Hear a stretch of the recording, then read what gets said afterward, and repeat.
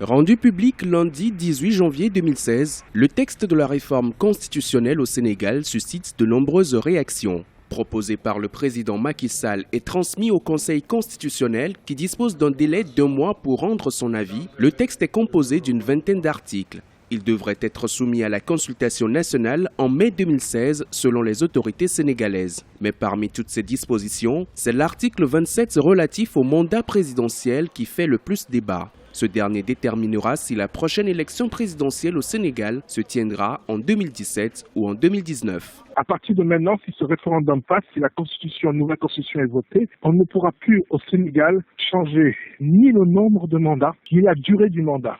On avait reproché à cette constitution-là d'être une véritable gruyère. Autre point aussi très important, le Sénégal sera un pays laïque, ça va être inscrit dans le marbre et personne ne pourra l'enlever. Quand on voit ce qui se passe au Burkina Faso, avec ce djihadisme qui attaque un petit peu à nos frontières, est-ce que ce pays est protégé contre un fondamentalisme religieux? En tout cas, la laïcité est inscrite au niveau de la Constitution et elle ne pourra pas être enlevée.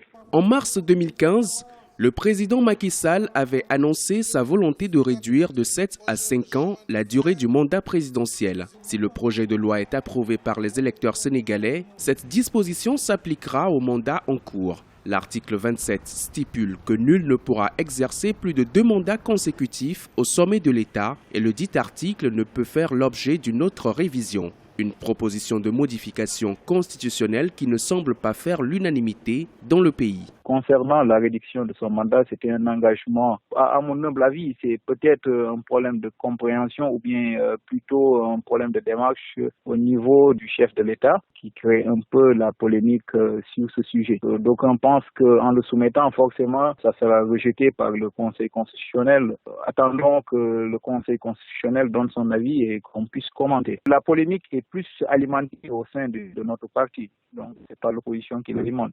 Ce sont nos propres camarades de parti qui sont en train d'alimenter le débat. C'était une promesse faite en février 2012. Le président Macky Sall tente de tenir ses engagements. Il estime que ce projet de loi fondamentale permettra de renforcer les acquis démocratiques du pays. Le sujet divise toujours la classe politique sénégalaise, mais en attendant, les regards sont tournés vers le Conseil constitutionnel.